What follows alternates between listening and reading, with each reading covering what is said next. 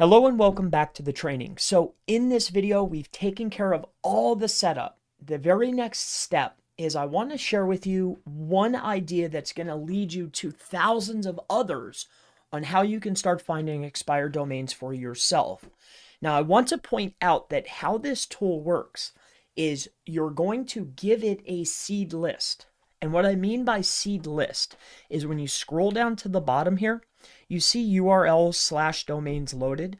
If you click that button and you put a URL here, what it's going to do, depending on your crawl, right? Because remember up here in our options, you know how we went into options or inside of options and you went into crawler settings and you see how it's crawling different levels deep.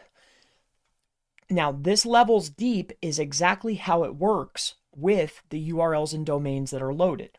So if you say, okay, it's one level deep, whatever page you put in there, it's just going to crawl that page for expired domains.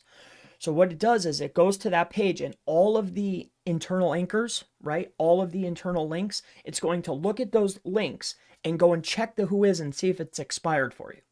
So if it's going to go 2 levels deep, that would mean it's going to go to the home page and anything else that's connected after the home page. It's going to crawl all the external links, every single external link, and then it's going to check who is and see if it's going to be expired. Okay, 3 levels deep, again, it's going to go 3 levels. Okay, so I hope that you understand that that's exactly what this is doing. So what I like to do is go about 5 levels deep. And then depending on what you're looking for is going to determine what kind of links you're going to be looking for. So let's say that we're going to be in the local market. I'm going to go through multiple ways to find expired domains, but let's start like this.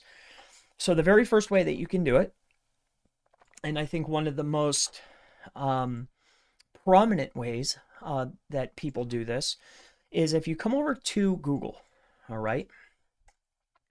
And let's say that you are in the real estate niche, all right? So what you're going to be looking for, and let's say that maybe it's real estate California, all right? One of the hardest places.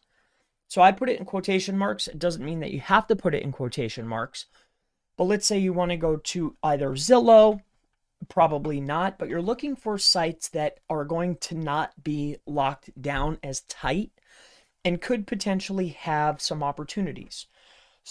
So what I mean by this is, a lot of these bigger sites are going to block the crawlers. You'll have to crawl them really slow. So what I like to do is find a site that's big and ranking well, but not too big as where they're going to lock down the site, like a Zillow or a Realtor.com, okay, in this particular instance. So what I'm going to do is you can go to this particular site here, grab this URL, copy, bring it back over here to our tool. So this is going to be one of our seed sets. This is just one.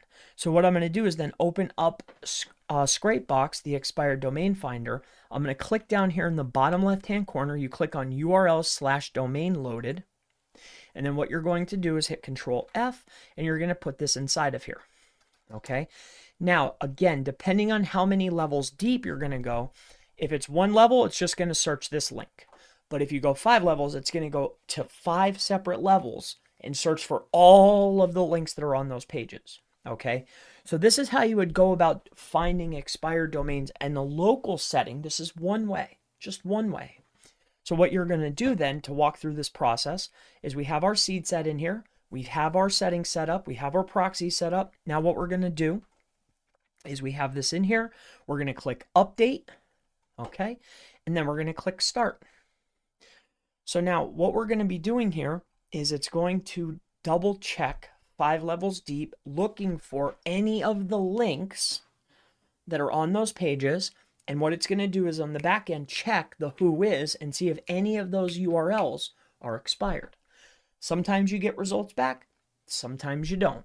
Okay, so this is one way to go about it.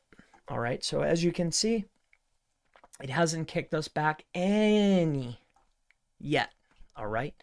But this is one way to go about it. I only put one site in here, okay?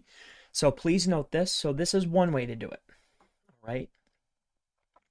So I want to go ahead and share with you another way to do it, but I want to break this up into sections just to make it a little bit easier to digest inside this training. All right, so I look forward to seeing you in the next training video. I'll see you then.